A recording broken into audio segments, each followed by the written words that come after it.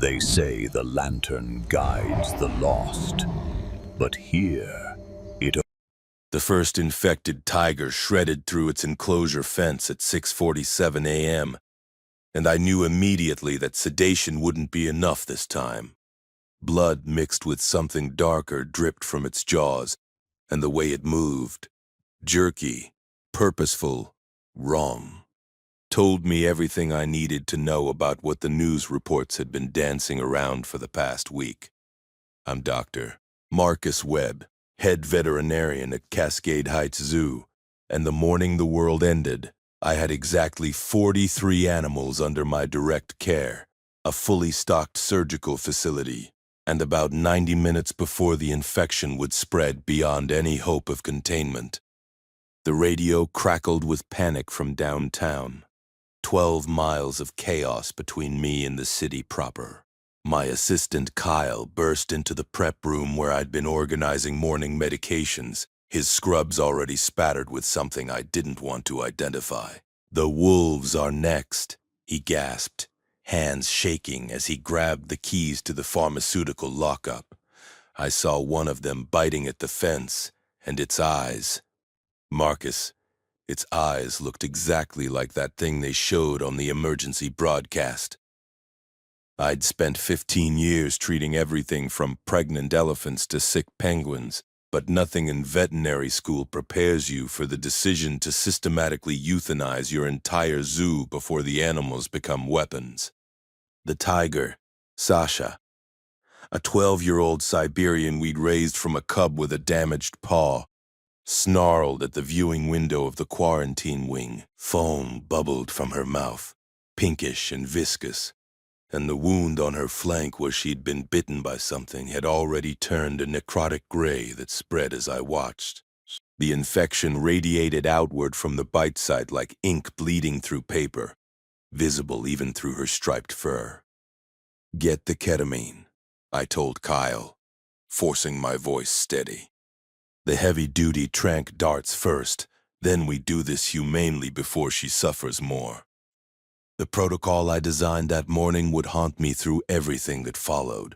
We divided the zoo into sectors based on danger assessment and infection risk. Carnivores first, the big cats, the wolf pack, the bears. Each injection felt like betrayal, but I kept thinking about what those animals could do if the infection took them fully. If they got loose into the surrounding neighborhoods where families were probably still eating breakfast, still believing the authorities had things under control. Kyle handled the documentation with shaking hands, logging each animal, each dosage, each time of death. We weren't just veterinarians anymore. We'd become executioners with medical degrees, and the weight of that transformation pressed down on my shoulders with every syringe I filled. Sasha went first. The tranquilizer dart hit her shoulder, and she stumbled, confused as the sedative took hold. Even infected, even corrupted by whatever this disease was, she still trusted me enough to let the drowsiness pull her down. I approached her quarantine enclosure with the final injection, a lethal dose of pentobarbital that would stop her heart in seconds. My hands didn't shake. I couldn't afford for them to shake. "I'm sorry, girl," I whispered, finding the vein in her foreleg. "You deserved so much better than this." The plunger pressed down. The drug entered her system, and within 20 seconds, Sasha's breathing stopped. One animal saved from a fate worse than death. 42 to go. The wolf pack proved harder. They'd scattered across their enclosure when the infection hit the alpha male, and now 3 of them showed symptoms while 2 remained clean. Standard protocol said I should eliminate all potential infection vectors, but watching the healthy wolves huddle together in the far corner, I couldn't bring myself to dart them. "We leave the clean ones," I told Kyle. "Seal the enclosure from outside access and monitor them. If they turn, we deal with it then. If they don't, maybe that tells us something about transmission rates." Kyle nodded, his face pale but determined. He'd been with me for 6 years, fresh out of vet tech school and eager to work with exotic animals. Now that eagerness had been replaced by grim necessity. We moved through the zoo grounds, like soldiers clearing a battlefield. Our tranquilizer rifles at ready, our euthanasia kits restocked after each sector. The bears went down hard, massive bodies requiring triple doses of everything, their infected roars echoing across the empty pathways where tourists had walked just days ago. By noon, the distant sound of sirens had become constant, then sporadic, then stopped altogether. The monkey habitat erupted in shrieking chaos that cut off suddenly, and when I checked the security monitors, I saw what had silenced them. 3 people, or things that used to be people, had somehow gotten over the perimeter fence. They moved through the primate enclosure with terrible efficiency. And within minutes, the smaller monkeys were either dead or changing. I watched one capuchin twitch through its transformation on camera, its playful nature corrupting into something that launched itself at the glass with suicidal fury. The transformation took less than 8 minutes from initial bite to full behavioral change. I noted the timeline in my pocket notebook, already thinking like a researcher, even as my heart broke for creatures I'd cared for since their births. "We can't get them all," Kyle said, staring at the master list. 28 animals remained, scattered across 40 acres of zoo grounds, the reptile house, the aviary, the hoofed animals in the plains exhibit. "Marcus, we need to think about securing ourselves, not just—" "The vet hospital," I interrupted, an idea crystallizing with sudden clarity. "It's the newest building, reinforced construction, surgical facilities, laboratories, independent power generator for temperature-controlled medicine storage, security fencing around the perimeter that was designed to keep animals in." I pulled up the facility blueprints on my tablet, mind racing through possibilities. If we can't save them all, we secure what matters and turn this into something more than just a hiding spot. Kyle caught on immediately, his panic focusing into something useful. The lab equipment. We could actually study this thing, figure out what it is. I grabbed the emergency supply manifest, scrolling through pages of inventory that suddenly represented the difference between survival and extinction. Every hospital in the city is probably overrun by now. We've got surgical tools, antibiotics, laboratory equipment calibrated for tissue analysis, even radiography. It's veterinary grade, but biology is biology. The weight of what I was suggesting settled between us like a physical presence. We might be the only functional research facility left in this region. The veterinary complex sat on the northern edge of the zoo property, separated from the main grounds by a service road and additional fencing.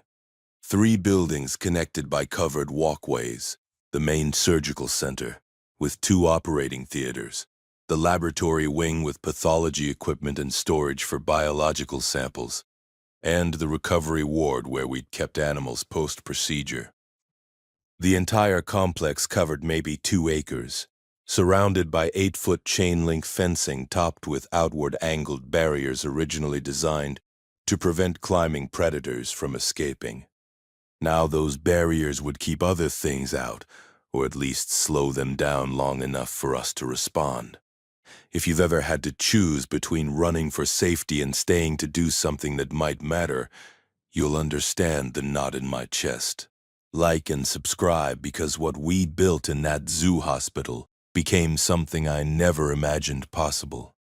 We spent the next 4 hours in controlled chaos, transforming the veterinary complex into a fortress. I sent Kyle to raid the maintenance depot for every sheet of corrugated metal, every roll of chain link, every tool we could use to reinforce weak points. The maintenance facility sat a 1/4 mile away across open ground, But the infected hadn't penetrated that far into the zoo yet. "Take the utility vehicle," I instructed, handing him keys and a tranquilizer rifle loaded with enough darts to drop a rhinoceros. "Anything that moves wrong, you shoot first and apologize to its corpse later. I need you back here alive." While Kyle made supply runs, I began the systematic transfer of everything valuable into the laboratory wing. The pharmaceutical storage alone required 3 trips with a rolling cart, moving hundreds of bottles and vials from the main surgical center's dispensary into the climate-controlled vault we'd installed last year for temperature-sensitive medications. Ketamine, propofol, antibiotics, designed for everything from parrots to elephants, anti-parasitic medications, anti-inflammatories, surgical sutures, IV fluids by the case. Each bottle represented potential life or death in the months ahead, assuming we survived that long. The real treasure was in the laboratory equipment itself.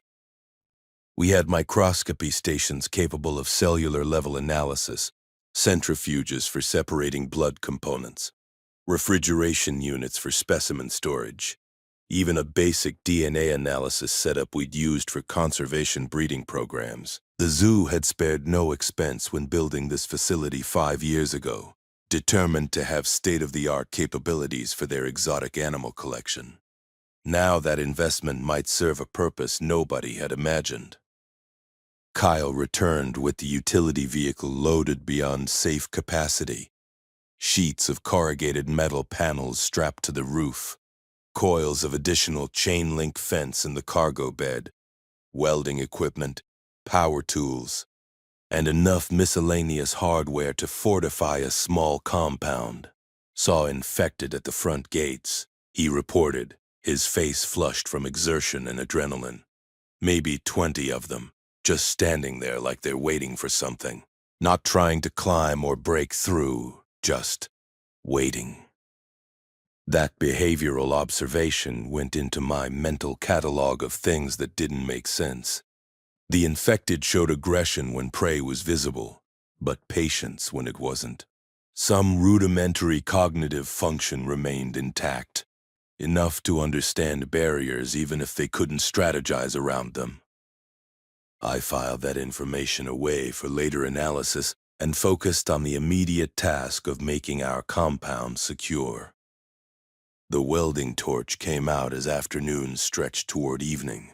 I'd learned basic welding 2 years ago when we'd repaired the bear enclosure after a particularly aggressive male had damaged the support structures. The skill served me now as I sealed ground-level windows with metal plates, each weld sending sparks cascading across concrete that still smelled faintly of disinfectant and animal stress. Kyle worked parallel to me, reinforcing door frames with steel brackets and replacing standard locks with heavy-duty deadbolts scavenged from the zoo's security office. "What about ventilation?" Kyle asked, wiping sweat from his forehead. "We seal everything up. We suffocate in here." "Roof access only." I pointed to the ventilation system that ran through the surgical center. "The air intake is on the roof 15 feet up. Nothing's climbing that without alerting us first. We keep the ground floor locked down tight, maintain roof access for observation and airflow, and anyone who wants in has to go through controlled entry points we can defend." Designed to house animals post-surgery, it consisted of 20 individual kennels, ranging from small cat-sized enclosures to rooms large enough for a full-grown tiger. Each kennel had chain-link walls for visibility, locking doors, and a food slot for delivering meals without entering the space. "These become our quarantine pods," I explained to Kyle. "Anyone who shows up wanting sanctuary goes into isolation for 72 hours. We observe them for infection symptoms before they ever get near the main compound." "You really think people are going to submit to being caged for 3 days?" Kyle's skepticism was valid. People desperate enough to seek shelter might not accept imprisonment, even temporary. Then they don't get in. I locked the main gate to the recovery ward, testing the mechanism 3 times. We can't help anyone if we get infected ourselves. Quarantine protocol is non-negotiable, or we're just adding bodies to the horde. By the time we finished basic fortification, dusk had painted the sky in shades of orange and purple that would have been beautiful if not for the smoke rising from downtown. The infected population at our outer fence line had grown to maybe 30 individuals, all of them pressing against the chain link with varying degrees of intensity. Some pushed with constant pressure. Others simply stood there swaying slightly, their clouded eyes fixed on nothing. I studied them through binoculars from the surgical center's roof access, noting details that my scientific training couldn't ignore even in crisis.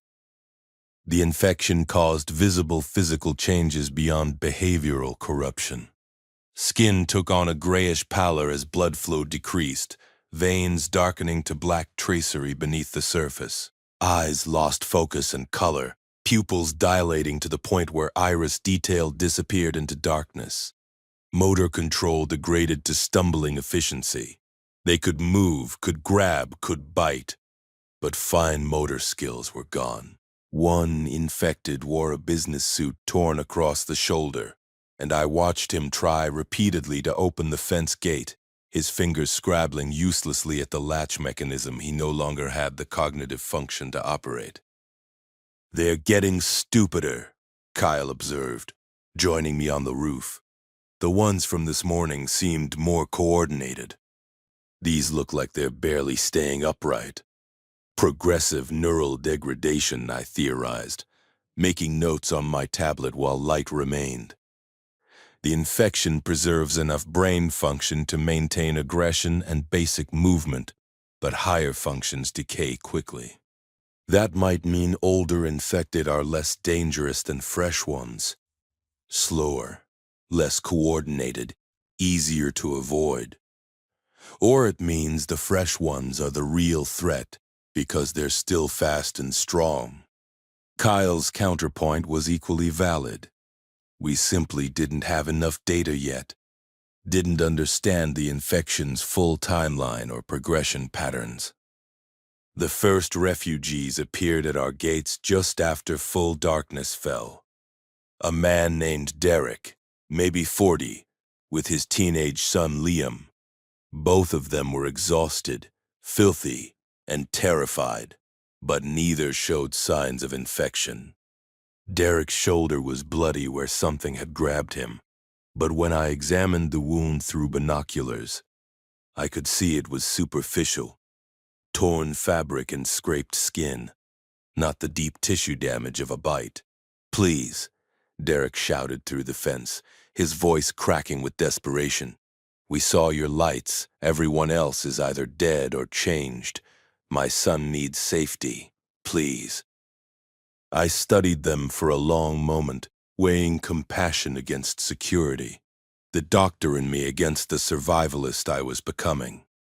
Liam couldn't have been more than 16, his face streaked with dirt and tears, his whole body shaking with exhaustion and shock. They'd probably been running for hours, maybe days, with nowhere safe to rest. "Kyle, what do you think?" "We let them die out there. We're no better than the things hunting them." Kyle's voice was quiet but firm. "Isn't that why we're doing this?" The decision made itself, really. We couldn't build a research facility to preserve knowledge and help humanity while turning away the first humans who needed help. But we also couldn't risk the security we'd just established. "Okay," I called down to Derek, "but you follow our protocol exactly.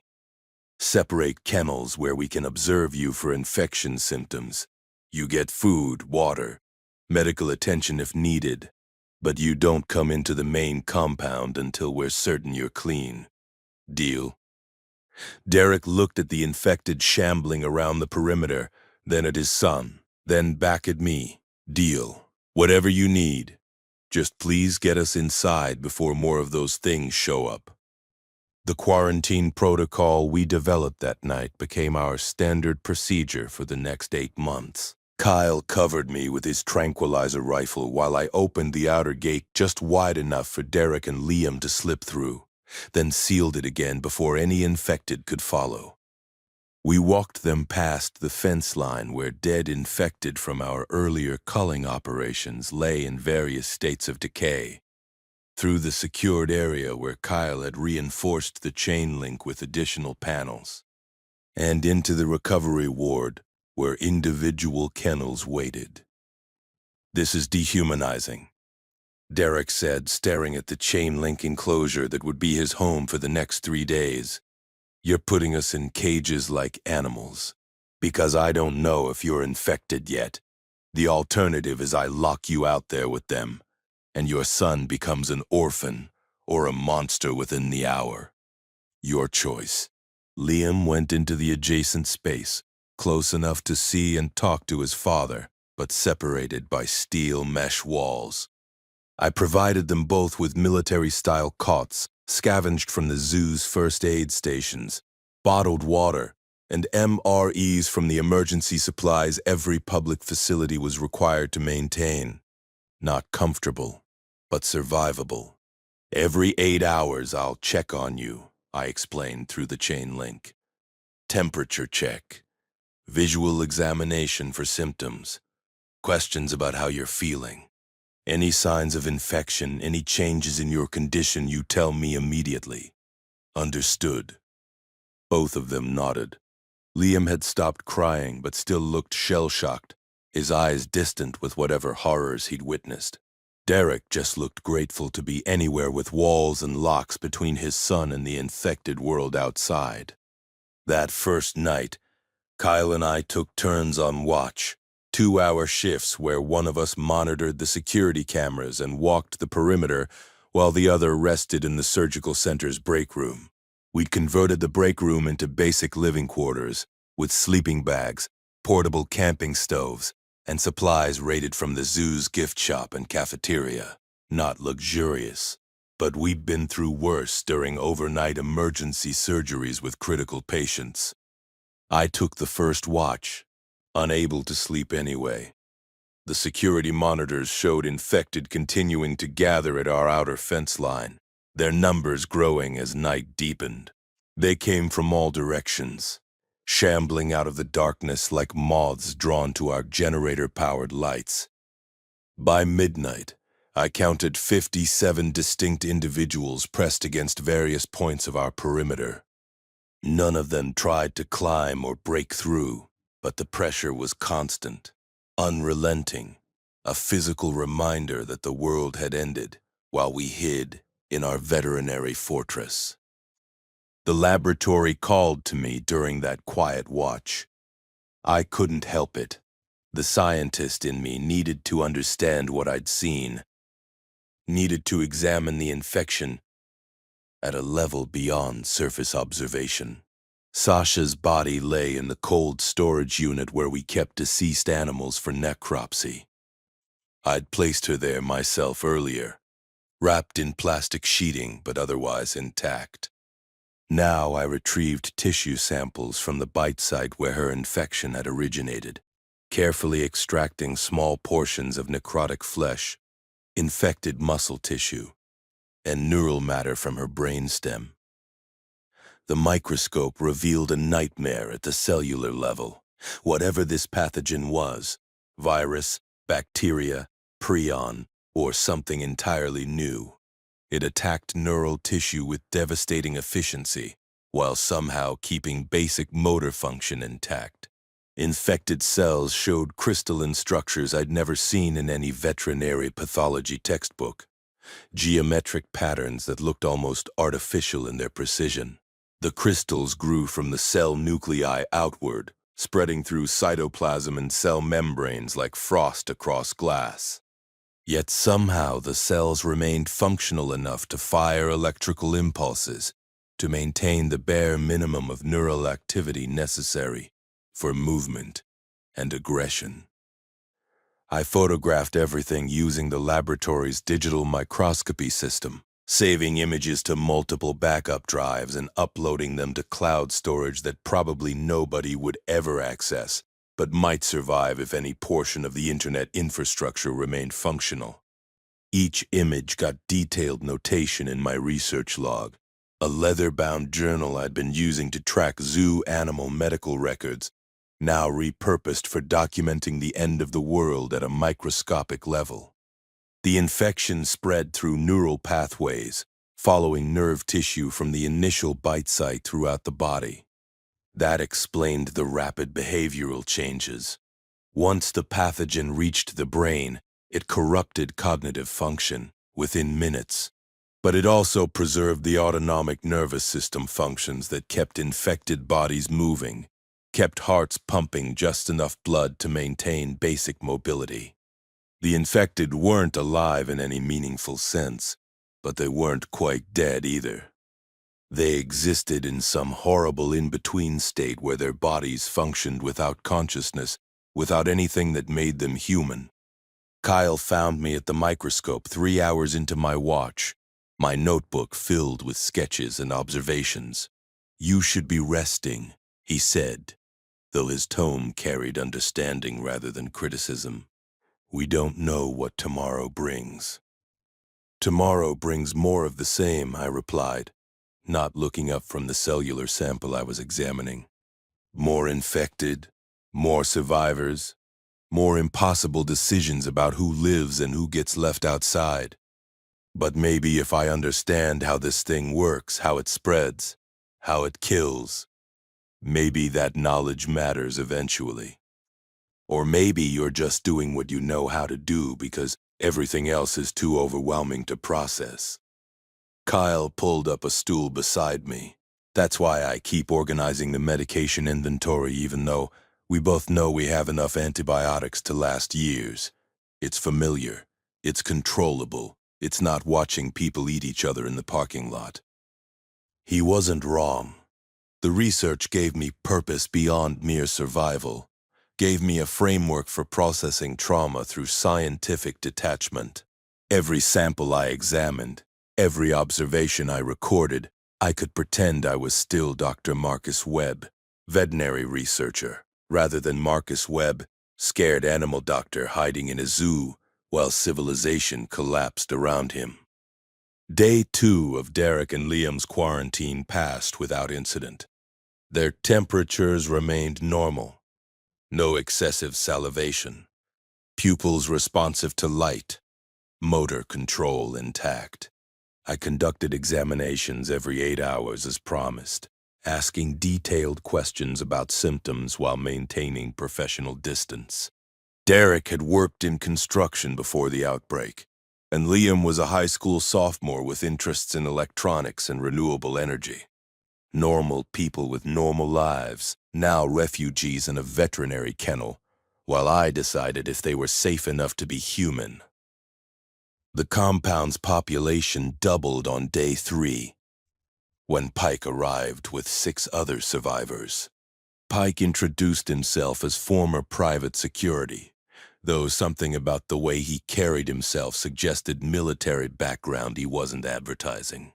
His group included 2 other men, Carter and Dominic, and 3 younger guys barely out of their teens, named Jackson, Tyler, and Brett. They were better armed than Derek had been, carrying improvised weapons ranging from crowbars to a hunting rifle Pike kept slung across his back. "Heard generator noise from a mile away," Pike said, studying our compound through the fence with tactical assessment in his eyes. "Figured anyone with power and lights might have their act together better than the chaos out here. You running a sanctuary or just hoarding supplies?" "Bit of both," I admitted. "We're maintaining quarantine protocol for anyone who wants inside. 72 hours in isolation monitored for infection symptoms. After that, if you're clean, you're welcome to contribute to what we're building here." "What exactly are you building?" Pike's skepticism was obvious. "This is a zoo vet clinic, right? What are you gonna do, neuter the zombies and give them their rabies shots?" "Study them," I gestured toward the laboratory wing visible through the chain link. Document how the infection works, how it spreads. Look for patterns or weaknesses that might help people survive. Someone needs to be keeping records, doing research, trying to understand this thing beyond just shoot them in the head and run. That someone might as well be the veterinarian with a fully functional pathology lab and nothing but time. Pike considered that for a long moment, then nodded slowly. Fair enough. Beats dying in a strip mall, or hiding in an attic until you starve. We'll take your quarantine deal, but my rifle stays with me even in the cage. I agreed to that condition after confirming the rifle was unloaded, and the ammunition stayed outside the kennels. 7 more people meant 7 more mouths to feed eventually, but it also meant more hands for security, more skills we might need. Pike's tactical knowledge alone could be invaluable if we faced serious threats to the compound. We lost one of Pike's group during quarantine. A woman named Rachel who'd been with them for less than a day started showing symptoms on hour 36. It began with sweating that seemed excessive even for the stress of confinement, then progressed to pupil dilation and a tick in her jaw that grew more pronounced every time I checked on her. "Something's wrong," she whispered through the chain link when I came for evening observation. "I feel wrong inside, like something's moving in my head." I'd already suspected, but her confirmation made it real. "Rachel, were you bitten? Scratched? Any contact with infected bodily fluids?" She shook her head, then stopped, uncertain. "There was blood. 2 days ago when we were running from a group of them. One of them had blood on its hands, and it grabbed my arm. I washed it off immediately, but there was a cut there already, from earlier. Could that be enough? Blood-to-blood contact through an open wound. That went into my research notes as a confirmed transmission vector. One more piece of the infection puzzle, but it didn't change what came next. Rachel, I need to be honest with you about what's going to happen. You're infected. Based on my observations, you have maybe 12 to 16 hours before the behavioral changes become irreversible. I can offer you 2 options. I can sedate you and end this before you lose yourself completely, or I can let the infection run its course and use your transformation to gather more data about progression timelines and symptom development. The calculation was brutal, but I couldn't pretend compassion and research weren't in conflict here. Rachel's death could be meaningful if it advanced my understanding of the infection, but asking someone to sacrifice their final hours as a human for science felt like a violation of every medical oath I'd ever taken. "Will it hurt?" Rachel asked, her voice small and frightened, changing. "Will I feel it?"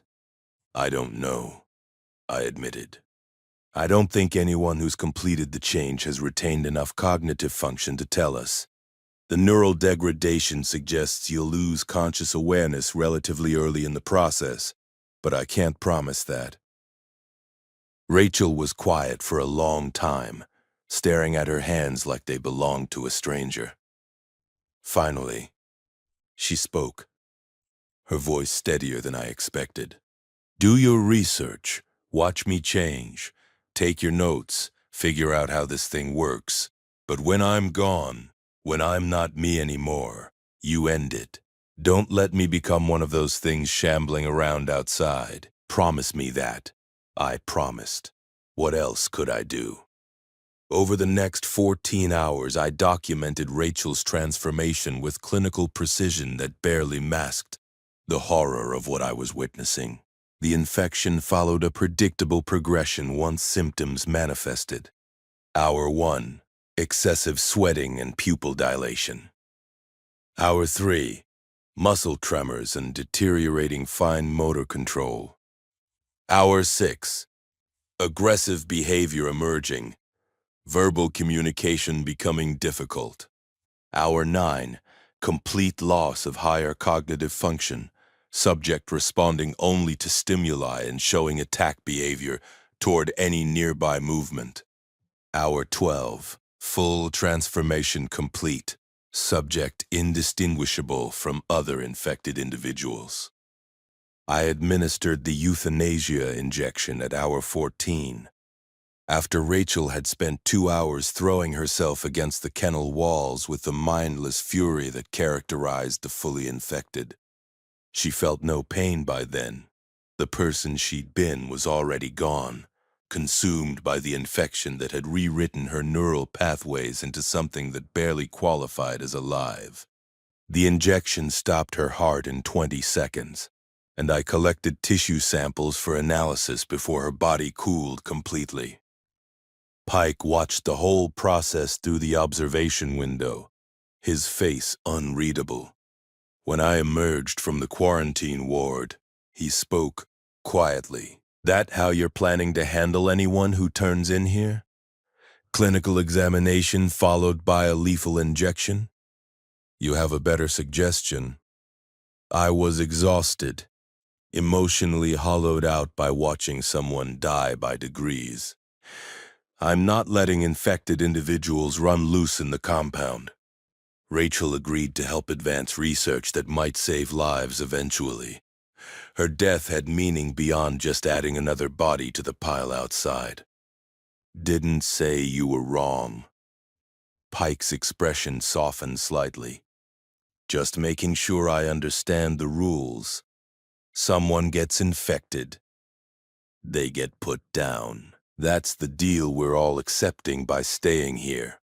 The rest of Pike's group cleared quarantine without incident, as did Derek and Liam. By the end of week 1, we had 13 people living in a compound, and the reality of long-term survival began to assert itself. We established duty rotations covering security, supply management, medical care, and my research. Pike took charge of defense, implementing overlapping watch schedules and identifying weak points in our perimeter that needed reinforcement. Carter and Dominic turned out to be mechanics who could maintain our generator and jury rig solutions to equipment problems. Derek's construction background proved invaluable for compound improvements, while Liam's electronics knowledge let him expand our solar panel capacity and improve security camera coverage. Kyle and I divided medical responsibilities, though I spent increasingly more time in the laboratory while he handled basic first aid and compound health issues.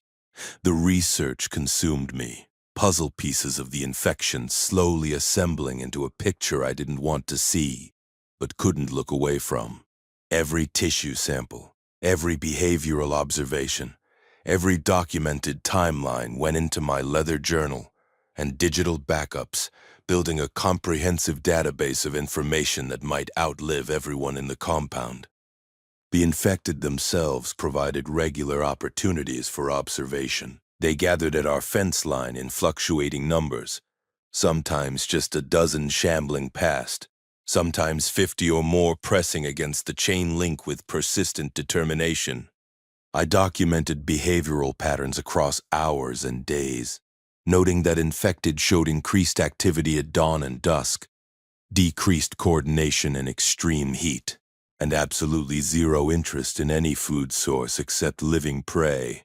The zoo grounds were littered with animal corpses they'd killed, but never consumed. Meat rotting in the sun while infected walked past without a glance. "They're not eating," Kyle observed during one of our joint research sessions. "That means they're not getting nutrition, not maintaining metabolic function through food intake. So what's keeping them mobile? Where's the energy coming from?" That question haunted me for weeks. The bodies were clearly deteriorating. Infected lost weight rapidly, skin sloughing off in patches, muscle tissue breaking down. Yet they continued moving, continued functioning, continued hunting, with single-minded purpose despite having no apparent energy source beyond whatever the infection itself provided. The crystalline structures I'd observed in neural tissue might be the key. Some kind of biological battery or energy storage mechanism that kept minimal systems operational long after conventional death should have occurred. Month 2 arrived with winter's first cold snap, and with it came a discovery that changed our tactical understanding entirely. The temperature dropped overnight to 23 degrees, and the next morning, the infected at our fence line moved like they were trapped in syrup. Their motor control had degraded dramatically, stumbling steps barely keeping them upright, attack responses delayed by several seconds. I watched one infected try to grab at the fence and miss by a foot, its depth perception and coordination completely shot. They're cold-blooded, I breathed, understanding crystallizing, or functionally cold-blooded. They're not generating metabolic heat, so their body temperature matches ambient air temperature. In freezing weather, they're basically hypothermic. Muscles don't work properly. Neural firing slows down. They become significantly less dangerous. So winter is safe season. Summer is when they're at full threat capacity. We tested the theory systematically, luring infected close to the fence line with noise, then spraying them with fire hoses we'd repurposed for compound defense. In 40-degree weather, the water soaked them without much effect beyond making them wetter. But when we repeated the experiment during a night where temperatures dropped to 18 degrees, those same infected became almost completely immobile within minutes, their bodies locking up as the water froze on their skin and clothing. "This is actionable intelligence," Pike said, watching our experiments with professional interest. "This means winter is when you move, when you scavenge, when you relocate if you need to. Summer is lockdown season. Any survivor groups that figure this out gain a massive advantage." The information went into my documentation with detailed notes on temperature thresholds and mobility degradation timelines. At 40 degrees, infected showed minimal impairment. At 32 degrees, they slowed noticeably. Below 25 degrees, they became severely impaired.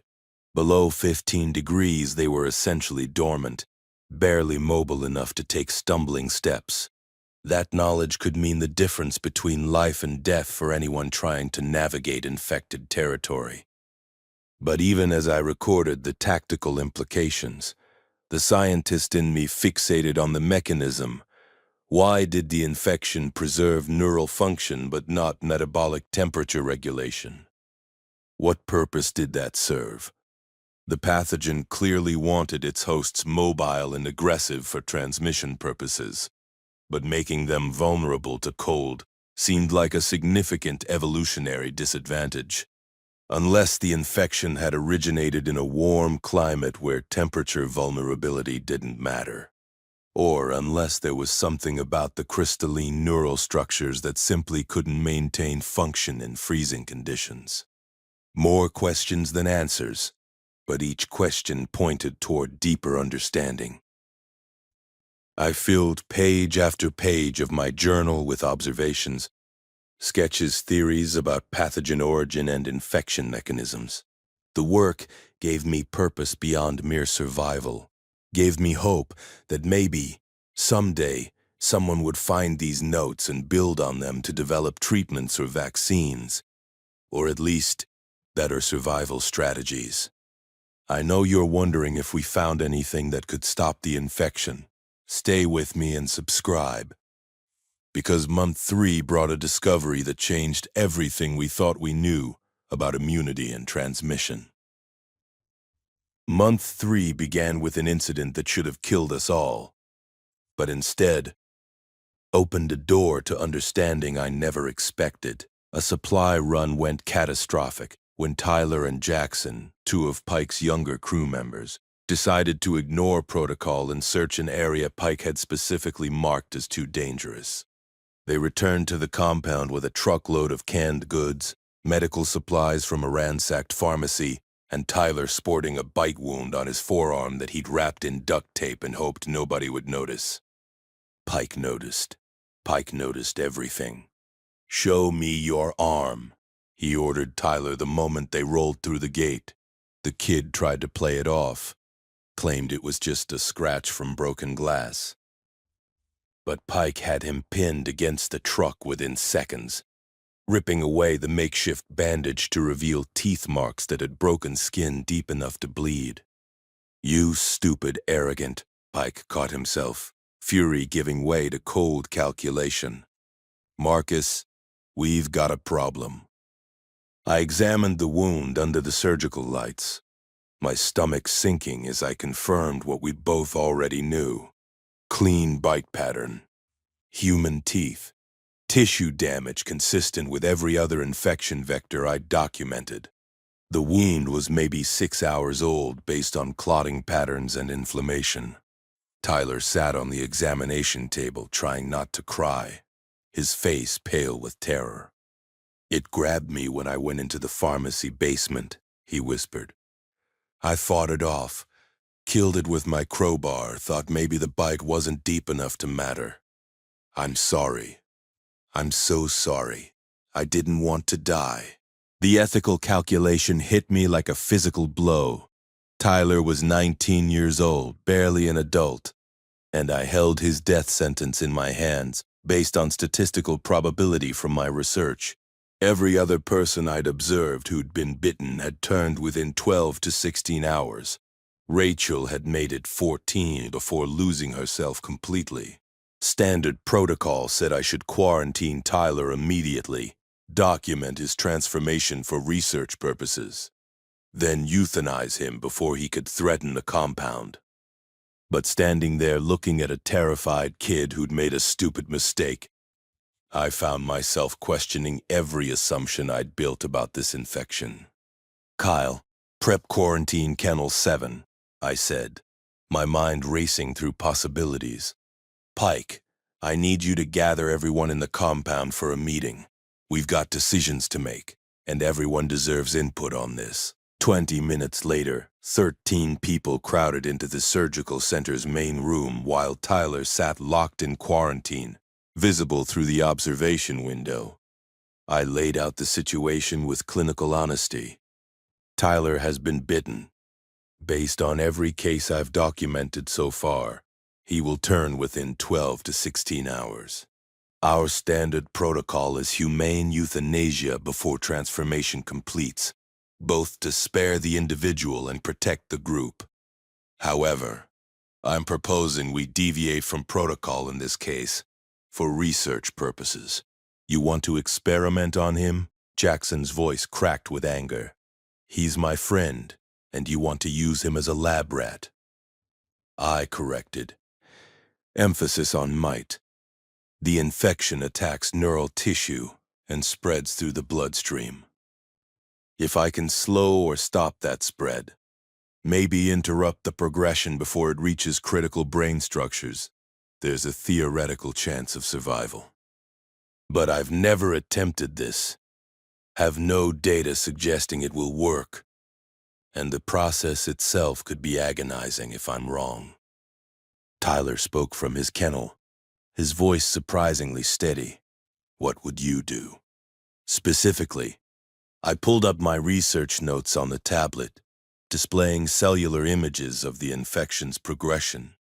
Aggressive immune suppression combined with targeted neural protective drugs, the infection triggers a massive inflammatory response that actually accelerates neural damage. If I can suppress that response while protecting brain tissue with compounds we use to treat neural trauma in animals, I might buy your immune system time to fight off the pathogen before permanent damage occurs. The veterinary pharmaceutical arsenal includes drugs humans rarely use, experimental compounds, animal-specific treatments that might interact with the infection in unexpected ways. "Might," Derek repeated. "That's a lot of uncertainty to hang a kid's life on." "The alternative is certain death in roughly 12 hours. I shot back. "Tyler's already infected. This isn't a question of exposing him to risk. He's already facing the worst possible outcome. Trying something experimental doesn't make his situation worse. It just might make it better. Or it might fail spectacularly and kill him faster. I honestly don't know. Pike had been silent through the discussion, but now he spoke with the authority that made people listen. Tyler made a stupid mistake that could have compromised this entire compound. But he's also 19 years old and scared, and we've all made stupid mistakes. I say we let Marcus try his experimental treatment. If it works, we learn something that could save lives. If it fails, we're no worse off than following standard protocol. The vote was 11-2 in favor of attempting treatment, with only Jackson and Brett voting against. I suspected they voted that way not because they wanted Tyler dead, but because they couldn't bear watching him suffer through failed experiments. I understood that perspective, even disagreed with it. Tyler, for his part, consented to whatever I thought necessary, signing a handwritten release form that would mean nothing in a world without functioning legal systems, but felt important anyway. I started the treatment protocol within the hour, working in the quarantine kennel with full protective equipment, while Kyle monitored vitals from outside. The pharmaceutical cocktail I'd designed combined immunosuppressants, neural protective agents, antivirals that might slow pathogen replication, and experimental compounds I'd normally only use on animals facing untreatable conditions. The dosages were educated guesses based on Tyler's weight and my understanding of the infection's mechanisms. Too little and the treatment would fail. Too much, and I'd kill him with organ failure before the infection could. The first 12 hours were brutal. Tyler's temperature spiked to 104 degrees as his body fought the infection and the drugs simultaneously. Seizures racked him at hour 4, requiring additional anticonvulsants. At hour 7, he stopped responding to verbal stimuli, and I thought I'd lost him to the infection. But his pupils remained responsive to light. His EEG showed organized brain activity rather than the chaotic patterns I'd observed in transforming individuals, and his bite wound, while inflamed, hadn't developed the necrotic spreading I'd seen in every other case. I stayed with him through the entire period, monitoring vitals, adjusting drug dosages, collecting blood samples every 2 hours to track infection markers under the microscope. The crystalline structures that characterized infected neural tissue appeared in Tyler's bloodstream, but they remained isolated in white blood cells rather than spreading to healthy tissue. His immune system was fighting back, contained and controlled by the immunosuppressant drugs that prevented the self-destructive inflammatory response that normally let the infection spread unchecked. At hour 16, Tyler opened his eyes and asked for water. His voice was hoarse, barely a whisper, but it was coherent speech. Conscious thought. Human awareness that shouldn't exist in someone who'd been bitten 6 hours before treatment started. Did it work? He croaked. Am I still me? I checked his pupils, tested his reflexes, ran him through cognitive assessments while trying to keep my hands from shaking. Say your full name and birthday. Tyler James Morrison, March 15, 2006. Is that right? That feels right. He struggled to sit up and I helped him, noting that his motor control was impaired but functional. Everything hurts. Like everything, but I can think. I can remember. I'm not one of those things, am I? Not yet, I hedged, unwilling to declare victory when we'd only passed the expected transformation window by a few hours. The infection is still in your system, but it's contained. Your immune system is fighting it, and the drugs are preventing it from reaching critical brain structures. But we're in uncharted territory here. I need to keep you in quarantine for at least another week. Continue the treatment protocol, monitor for any sign of delayed transformation. Tyler nodded weakly, then lay back down on the cot. Whatever you need, just thank you for trying. Everyone else I've seen get bitten. They just gave up or got shot. You actually tried to save me. The compound erupted in cautious celebration when I announced Tyler's status. Cautious because nobody wanted to jinx the outcome, but celebration because for the first time since the outbreak began, we had evidence that infection wasn't an absolute death sentence if the treatment worked. And that remained a significant if. It changed everything about how we approached survival. I spent the next week practically living in the quarantine ward, monitoring Tyler's progress with obsessive attention to detail. The treatment protocol required round-the-clock drug administration, constant vital sign monitoring, and daily blood draws to track infection markers. Kyle took over most other compound responsibilities, leaving me free to focus entirely on keeping Tyler alive and documenting every aspect of his recovery. The infection didn't give up easily.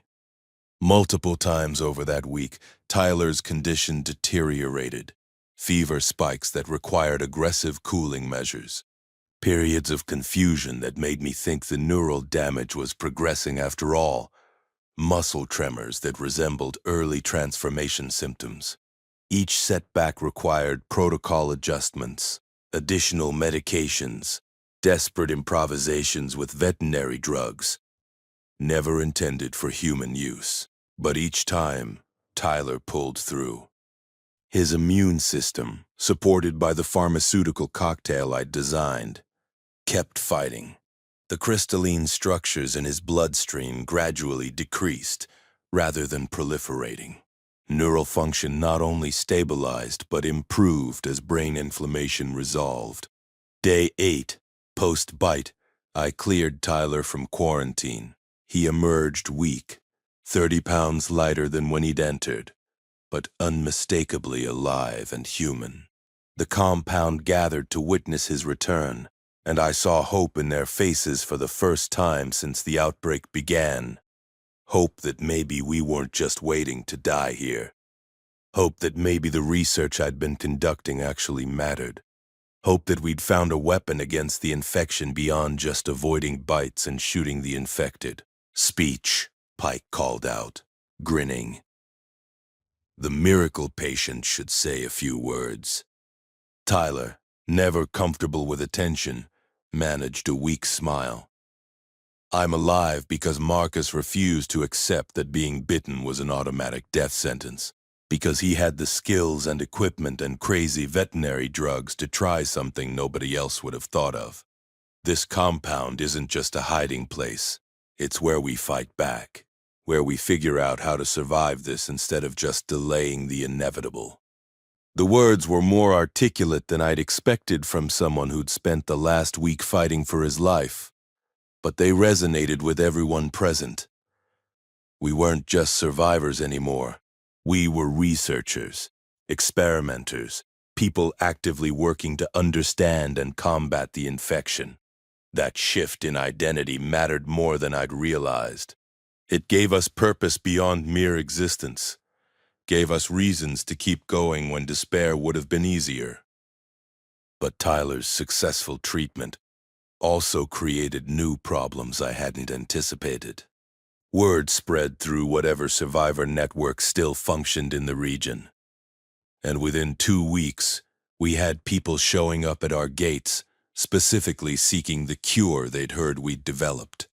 Some came with infected family members, desperately begging us to save their loved ones. Others came already bitten themselves, hoping we could work the same miracle that had saved Tyler. The reality was far more complicated than the rumors suggested. Tyler's treatment had worked, but I had no idea if that success was replicable. I didn't know if there was a critical time window between bite and treatment.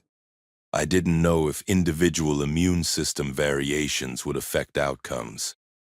I didn't know if the specific drugs I'd used were necessary. or if substitutions were possible when supplies ran low. Every infected person I agreed to treat was another experiment with a human life hanging in the balance. Some survived. A woman named Patricia, who'd been bitten during a supply run, made it through treatment with minimal complications, emerging from quarantine after 9 days weak but cognitively intact. A middle-aged man called Gordon survived, despite developing complications that required improvisational surgery to remove infected tissue from his arm. Each success refined my understanding of the treatment protocol. Identified which drugs were critical and which were supplementary, established rough timelines for when intervention needed to occur to have any chance of success. But others didn't make it. A teenager named Sophie developed allergic reactions to the immunosuppressants that killed her faster than the infection would have. An older survivor called Raymond had underlying health conditions that made him unable to tolerate the aggressive pharmaceutical regimen, and I had to euthanize him at hour 32 when transformation became inevitable. Each failure was documented in my research journal with the same clinical detachment I used for successes, because both outcomes provided valuable data. But clinical detachment didn't stop me from seeing their faces when I tried to sleep, didn't stop the weight of responsibility from pressing down harder with each person who died under my care. The ethical questions kept me awake more than the physical exhaustion. How did I choose who got treatment when our pharmaceutical supplies were finite? Did I prioritize people with critical skills the compound needed, or treat everyone equally regardless of their utility? What about people who'd been bitten hours or days before reaching us? Did I attempt treatment knowing their chances were minimal, or conserve drugs for cases with better odds? These weren't theoretical medical ethics questions anymore. They were life and death decisions I made daily, and there was nobody to share the burden with. Pike tried to help by establishing triage protocols based on military medical standards. Fresh bites got priority treatment. Individuals with valuable skills got preference when supplies were limited. Anyone who'd been bitten more than 8 hours before reaching the compound was considered low probability for treatment success. The protocols were logical, defensible, and absolutely soul-crushing to implement. Telling a mother that her 7-year-old son had been bitten too long ago for treatment to be effective was easily the worst conversation I'd ever had. Made worse by the knowledge that my refusal would doom the child to transformation and then euthanasia. Month 4 brought a discovery that partially alleviated the pharmaceutical supply concerns. During a salvage operation, Carter and Dominic located a veterinary supply warehouse, 30 miles from the compound, that had somehow remained unlooted. The facility had been a regional distribution center for veterinary clinics across 3 states, and its inventory was staggering. Pallets of antibiotics, surgical supplies, diagnostic equipment, medications I'd been rationing carefully because I thought supplies were irreplaceable. "It's like Christmas for animal doctors," Carter reported, his excitement obvious even over the radio. "How much can the truck hold?" We made 3 trips over the next week, evacuating everything of value before other survivor groups discovered the location. The warehouse had its own generator and climate control systems that had kept temperature-sensitive medications viable. We hauled back enough pharmaceutical supplies to treat hundreds of infections, enough to transform our operation from desperately rationing limited resources to actually having a functional stockpile. The psychological impact was profound. For the first time since the outbreak, I could treat people without calculating the cost of every drug I used, without weighing one life against future hypothetical lives who might need those same medications. The expanded pharmaceutical inventory also allowed me to experiment with treatment protocol variations. I tried different drug combinations on infected individuals who arrived at our gates, carefully documenting which compounds were essential and which provided marginal benefits not worth their side effects.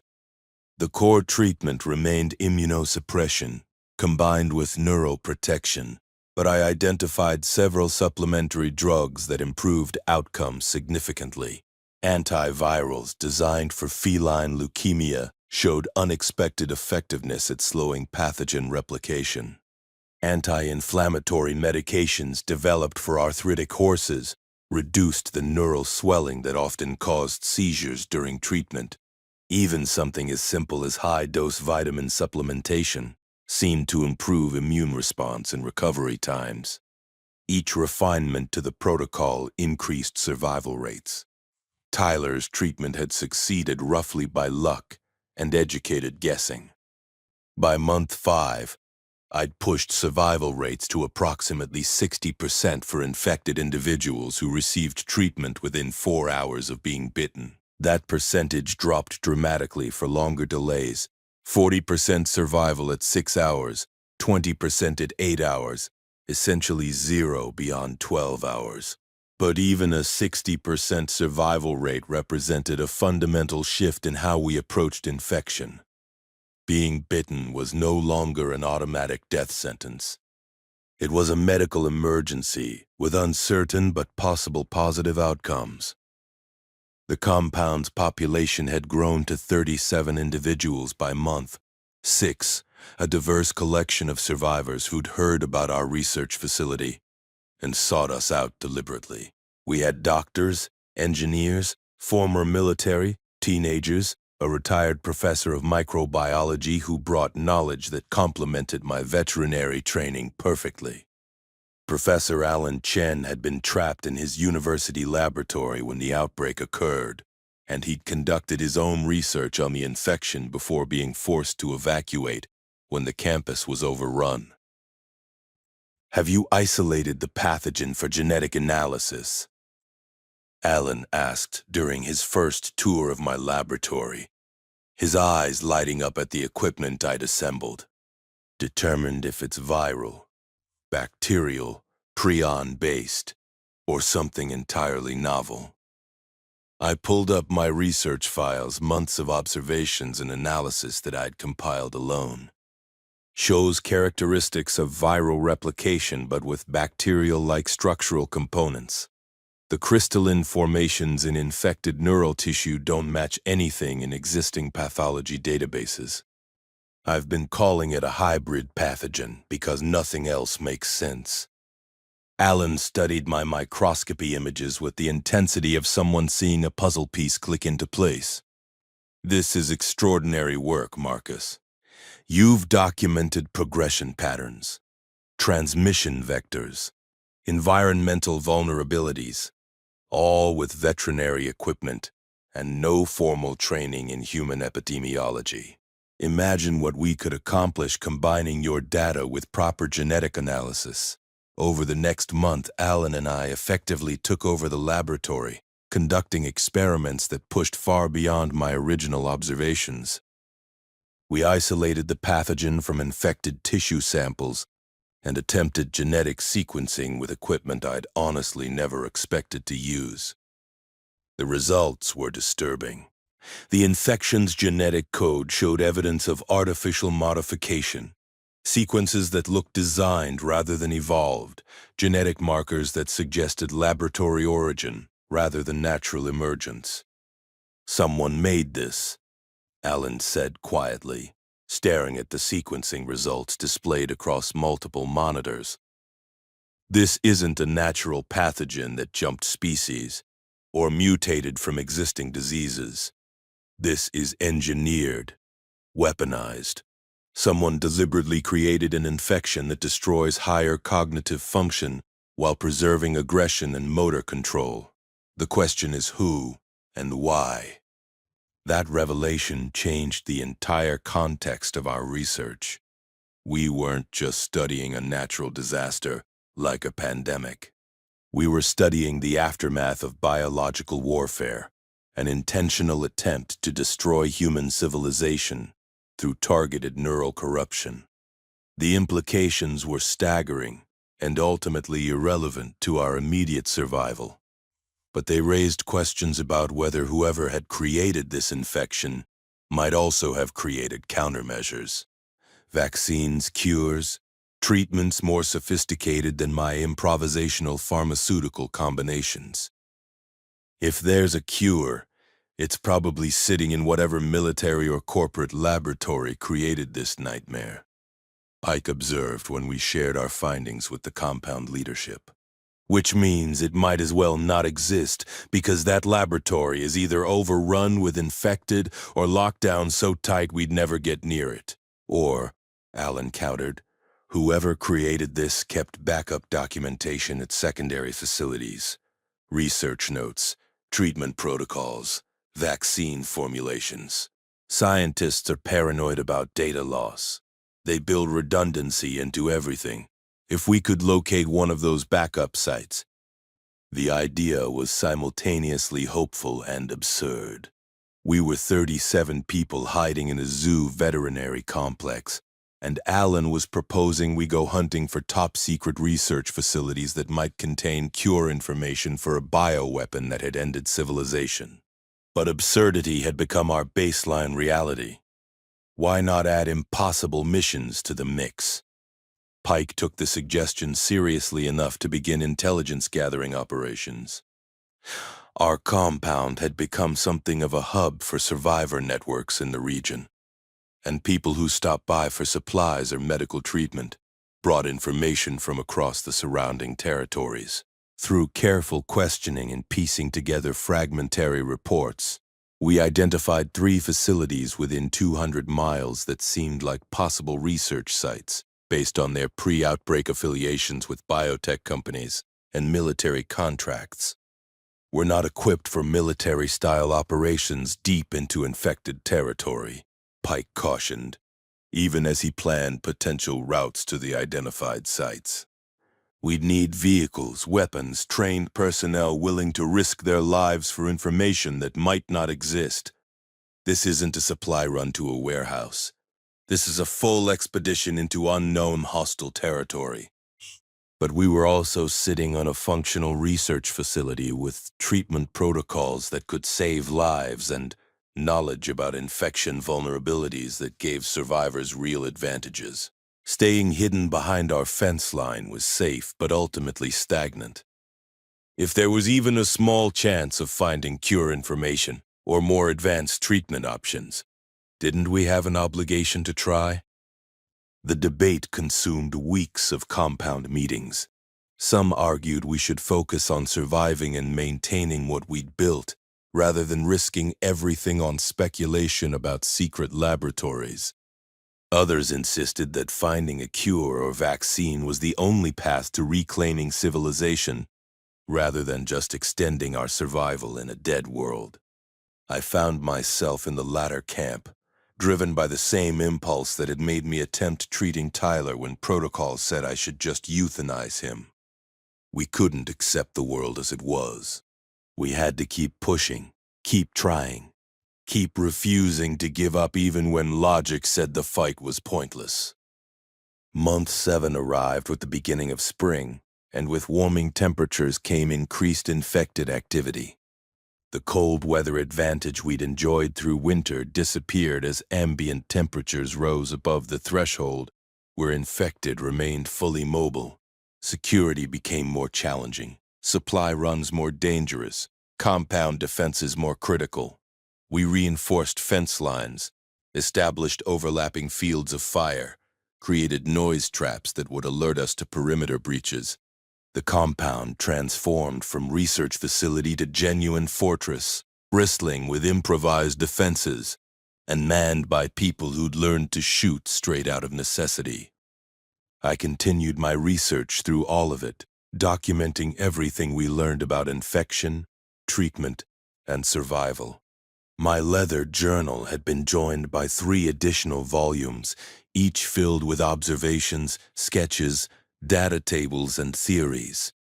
Digital backups were maintained on multiple drives and uploaded to cloud storage that might never be accessed, but could survive infrastructure collapse. The work had become more than personal obsession.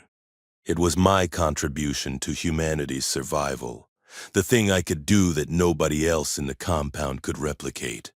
Tyler, fully recovered from his near-death experience, became my unofficial research assistant. He'd survived treatment when nobody else had proven it was possible, and that experience gave him perspective on the infection that others lacked. "Do you think we'll ever actually cure this thing?" he asked one evening, helping me prepare tissue samples from a recently deceased infected we'd captured for study. "Or are we just documenting humanity's extinction in really thorough detail?" I adjusted the microscope focus, examining cellular breakdown in a specimen that had been infected for approximately 6 months, based on decomposition patterns. Even if we never develop a cure, even if every person in this compound eventually dies, these records might help survivors who come after us. Knowledge doesn't die as easily as people do. Someone will find my journals, or access the cloud backups, or stumble across this facility and see what we built here, and they'll know more than we did, which means they'll have better chances than we had. That's pretty optimistic for someone who spends all day looking at zombie cells under a microscope, Tyler observed with a slight smile. "I'd have figured you for more cynical by now." "I'm a veterinarian," I reminded him. "My job was always about fighting for patients who couldn't fight for themselves, doing everything possible even when outcomes were uncertain. The infected aren't patients, they're beyond saving. But the people who might get infected tomorrow, next month, next year, they're patients I haven't met yet. Every treatment protocol I refine, every weakness in the infection I document, that's me fighting for them. Same job, different scale." Tyler nodded slowly, understanding in his eyes. "So we keep going. Keep researching. Keep treating people, keep building this compound into something that might outlast us." I made another notation in my journal, recording the unusual crystalline pattern I'd observed in the aged infected tissue. "We keep going until we can't anymore, and we make sure what we learned survives even if we don't." Comment and share this if you believe knowledge and research matter even at the end of the world, because what we discovered in month 8 changed everything about survival strategy. Month 8 brought both the expedition to the suspected research facilities and discoveries that validated every risk we'd taken. Pike assembled a team of 8, including himself, drawing from compound members with military or tactical experience. They spent 2 weeks preparing, mapping routes, gathering supplies, establishing communication protocols, planning for every contingency they could imagine. The expedition would take them to 3 sites over an estimated 4-week round trip, searching for any documentation related to the infection's origin or treatment. The night before they left, Pike found me in the laboratory, reviewing notes for what felt like the 1,000th time. "If we don't come back," he said without preamble, "this compound and everyone in it is your responsibility. The research you're doing matters, but so do the 39 people depending on this place for survival. Don't let the science make you forget the humans." I promised I wouldn't, though we both knew it was a promise I might not be able to keep. My obsession with understanding the infection had already cost me sleep, relationships, and pieces of my humanity I wasn't sure I'd get back. But it had also saved lives, given people hope, created something meaningful from the apocalypse. That had to count for something. The expedition departed at dawn, 8 people loaded into 2 vehicles with enough supplies and weaponry to fight a small war. The compound felt emptier with them gone, more vulnerable despite our defensive preparations. Kyle stepped up to help with security coordination while maintaining medical responsibilities, and Alan took over some of my research documentation so I could focus on treatment cases. We'd become a well-oiled machine over the past months, each person understanding their role and executing it with professional efficiency, born from necessity. 3 weeks passed with minimal radio contact from the expedition. Short, encrypted messages confirming they were alive had reached the first facility. We're moving to the second location. Nothing about what they'd found or whether the mission was succeeding. The waiting was agony, made worse by not knowing if they'd died in some infested ruin. And we just hadn't received final transmission. On day 24, the radio crackled with Pike's voice, excited in a way I'd never heard from the normally stoic former soldier. We found it. A backup research site, mostly intact. Data storage, documentation, pharmaceutical samples. We're loading everything we can carry. Estimate 3 days to return to compound. You're not going to believe what was being developed before everything collapsed. Those 3 days felt longer than the previous 3 weeks. When the expedition finally rolled through our gates, both vehicles loaded to capacity with equipment and supplies, the entire compound gathered to see what they'd recovered. Pike and his team looked exhausted, bearing fresh wounds and 1,000-yard stares that spoke of horrors encountered during their journey. But they'd succeeded, and the cargo they'd brought back represented the culmination of everything we'd been working toward. The research facility they'd raided had been a private biotech company working on neural enhancement drugs before the outbreak. According to documentation Pike's team recovered, the company had been conducting classified work for military applications, drugs that would enhance soldier cognitive function, improve reaction times, optimize neural processing. When the infection emerged, the company's researchers had pivoted to studying it, recognizing similarities between the pathogen's neural effects and their own research focus. They were developing a vaccine, Alan breathed, reviewing the recovered files with shaking hands. Not just treatment protocols like what you've been doing, Marcus, but actual immunization that would prevent infection from taking hold at all. They were in advanced testing phases when everything fell apart. The vaccine showed 73% efficacy in primate trials, with minimal side effects. They were maybe 6 months from human trials when the outbreak went global and the facility was evacuated. The implications cascaded through my mind like dominoes falling. A vaccine with 73% efficacy meant we could immunize people before they were exposed to infection, create populations that were resistant even if not completely immune. Combined with my treatment protocols for breakthrough infections, we could push survival rates dramatically higher. This wasn't just information that would help survivors. This was information that could actively rebuild human civilization. But the vaccine formula required pharmaceutical components we didn't have in our veterinary stockpile. Compounds that would need to be synthesized from precursor chemicals using laboratory equipment more sophisticated than anything I currently possessed. The research site Pike had raided had been thoroughly picked over by the evacuation, and the actual vaccine samples had degraded beyond usability. We had the knowledge, but not yet the means to apply it.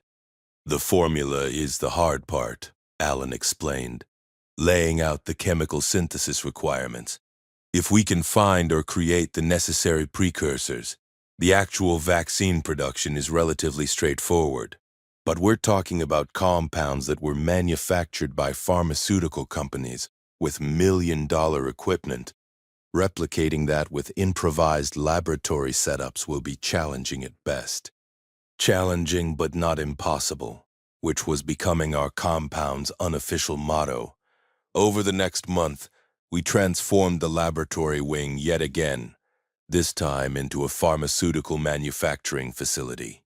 We raided every pharmacy, hospital, and chemical supply warehouse within a 100-mile radius, gathering precursor compounds and laboratory equipment. The retired chemistry professor who joined our compound in month 5, a woman named Dr.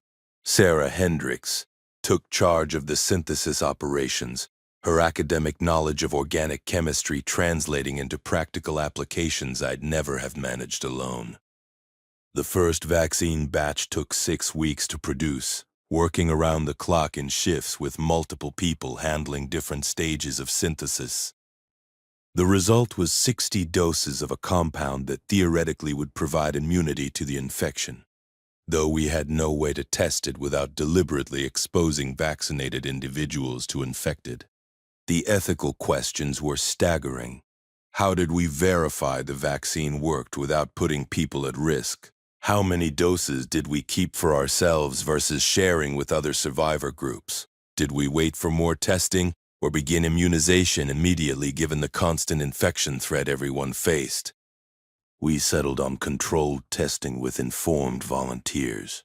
5 compound members agreed to receive the vaccine, then undergo controlled exposure to infected under laboratory conditions where we could intervene if something went wrong. Tyler volunteered immediately, reasoning that he'd already survived one infection through my experimental treatment and might have partial immunity already.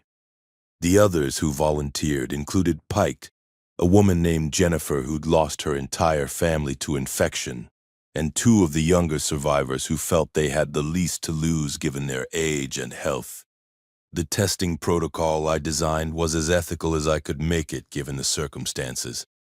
Volunteers received the vaccine, then waited 2 weeks for their immune systems to develop full response. After that waiting period, we exposed them to infected blood and tissue samples under controlled conditions, small amounts delivered through deliberate puncture wounds that could be immediately treated if infection began. Each volunteer was monitored in quarantine for 72 hours post-exposure, with my full treatment protocol standing by if they showed any signs of transformation. All 5 volunteers cleared the 72-hour window without developing infection. Blood tests showed antibodies against the pathogen, active immune response that attacked and destroyed infected cells before they could establish neural foothold. The vaccine worked. Not perfectly. One volunteer showed mild symptoms in the first 12 hours before her immune system successfully fought off the infection, but well enough to transform our survival calculus completely. Share this story with anyone trying to survive impossible odds, because the vaccine changed everything about how we approached the infected world. By month 8's end, we'd produced 300 vaccine doses and had begun systematic immunization of everyone in the compound. The process required 2 shots spaced 3 weeks apart, followed by a booster at 6 months to maintain immunity. We established contact with other survivor groups in the region, sharing information about the vaccine and offering doses in exchange for supplies, intelligence, or specialized skills our compound needed. Word spread through whatever communication network still functioned, and suddenly our veterinary research facility had become the most important location in a 3-state radius. People came from hundreds of miles away, traveling through infected territory with desperate hope that the vaccine rumors were true. We couldn't accommodate everyone who arrived, couldn't produce vaccine fast enough to meet demand, couldn't even verify that all the people showing up were uninfected before they entered our compound. The strain on resources became critical, forcing us to make decisions about who received vaccine priority and who got turned away with regrets and directions to other survivor settlements. Pike advocated for establishing satellite compounds, spreading the vaccine production capability to multiple locations, rather than concentrating everything at our zoo facility. We're painting a target on ourselves, he argued during a compound leadership meeting. Everyone knows we have the vaccine now. That makes us valuable, which, in a world without law enforcement, makes us incredibly dangerous to be. Every raider group, every desperate survivor, every armed faction that thinks might makes right, they're all going to come here eventually. We need to decentralize before that happens. He wasn't wrong. We'd already turned away multiple groups who demanded vaccine access through threats rather than negotiation. Our defensive capabilities had kept them from overwhelming us so far. But that was a numbers game we'd eventually lose if enough people decided to take by force what we wouldn't give freely. The solution was spreading the knowledge, teaching others to manufacture the vaccine, creating redundancy that would preserve the information even if our compound fell. Over the final weeks of month 8, we compiled comprehensive documentation of everything we'd learned: vaccine synthesis protocols, treatment procedures for active infections, infection behavior patterns, environmental vulnerabilities, survival strategies, compound defense tactics. Everything went into a master document that we copied onto dozens of USB drives and printed in multiple physical copies. Each satellite group that left to establish their own facility took complete documentation, along with initial vaccine supplies and instructions for manufacturing more. My research journals, all 4 volumes now, plus thousands of pages of digital notes, became the foundation for what Alan started calling the Survival Archives, a comprehensive database of infection-related knowledge that could rebuild medical infrastructure even if current civilization never recovered. We uploaded everything to every cloud storage service we could access, assuming some portion of internet infrastructure might survive in hardened facilities or remote locations. We buried physical copies in waterproof containers at multiple locations around the compound, creating redundancy that would outlast buildings and people. You realize we've created a legacy that might outlive humanity itself, Alan observed, reviewing the final compilation of research data. If aliens visit Earth in 1,000 years and find nothing but ruins and infected, these documents will tell them what happened, how we fought, how we tried to save ourselves, that we didn't go quietly into extinction. The thought was simultaneously comforting and devastating. I'd started this research 8 months ago, just trying to understand what had killed my zoo animals and destroyed my world. Now it had grown into something that might define humanity's final chapter, the last testament of a species that had fought the infection right up until the end. Whether we ultimately won or lost that fight remained uncertain, but at least we documented the struggle in exhaustive detail. As month 8 closed and we entered what I'd arbitrarily designated as the final phase of my initial research period, the compound had transformed completely from its veterinary hospital origins. We were now a research facility, pharmaceutical manufacturing center, medical treatment hub, training facility for other survivor groups, and fortress against the infected hordes that still shambled through the ruins outside our walls. 37 people had become 83 through careful recruitment and successful treatment of infected survivors. We had food production systems, renewable energy, water purification, and enough defensive capability to repel organized attacks. But more importantly, we had hope. Real tangible hope based on scientific understanding and proven treatments. The infection was no longer an unstoppable plague that destroyed everyone it touched. It was an understood pathogen with documented weaknesses, treatable symptoms, and now a vaccine that provided genuine immunity. We'd turned the veterinary hospital into something that mattered, something that might actually help humanity survive and eventually reclaim the world from the infected. Tyler found me in the laboratory late one night, during the final week of month 8, staring at cellular samples that I'd examined so many times I could draw them from memory. "Hey, Doc," he said quietly, using the nickname that had caught on somewhere around month 4. "Wanted to thank you for everything, for saving my life, for not giving up, for turning this place into something that matters. I'm just a veterinarian who got lucky. I deflected, uncomfortable with praise I wasn't sure I deserved. If the zoo hadn't had all this equipment, if Kyle hadn't been here to help, if Pike hadn't brought tactical knowledge, if Alan hadn't shown up with actual epidemiology training, none of this works. It's everyone together that made the difference. Maybe, Tyler conceded. But you're the one who decided to study the infection instead of just hiding from it. You're the one who treated me when protocol said you should put me down. You're the one who kept pushing to understand this thing even when understanding seemed pointless. That matters, Doc. That makes all the difference. I nodded, accepting his words even if I couldn't fully internalize them. The research would continue. It had to continue because the infection wasn't defeated, just understood and partially controlled. But Tyler was right that we'd built something meaningful here, something that gave survivors genuine advantages against the infected world.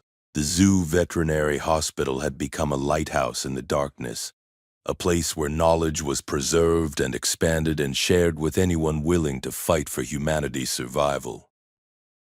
As I made the final entries in my Month 8 research journal, I reflected on everything we'd accomplished, and everything still ahead. The infection remained a global catastrophe that had destroyed civilization as we'd known it. Hundreds of millions were dead, and hundreds of millions more shambled as infected monsters through the ruins of cities and towns.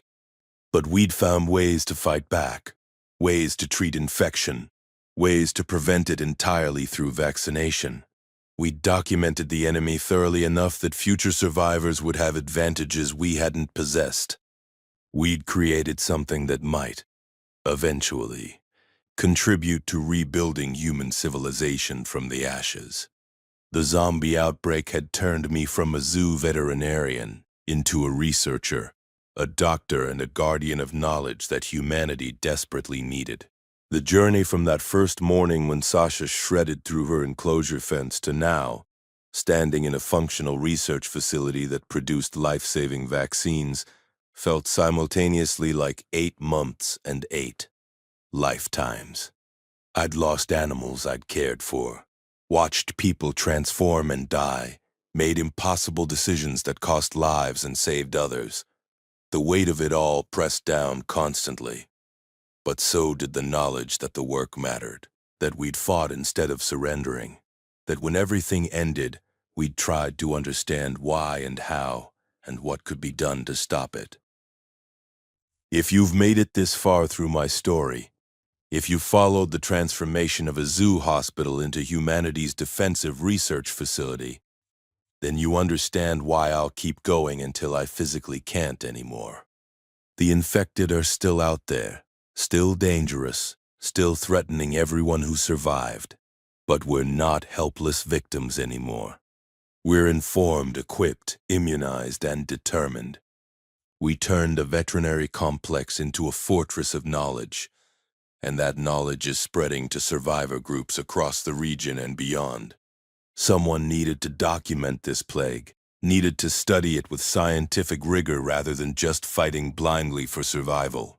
That someone turned out to be a zoo veterinarian with access to surgical equipment and a laboratory.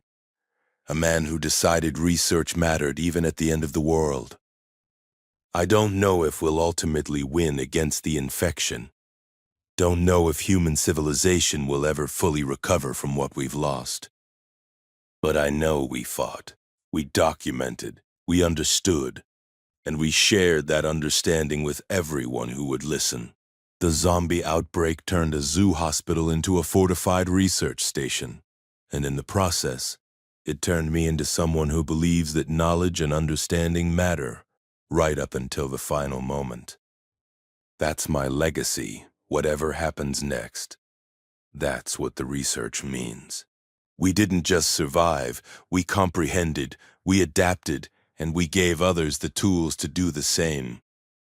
The infected world continues outside our walls, endless and hostile.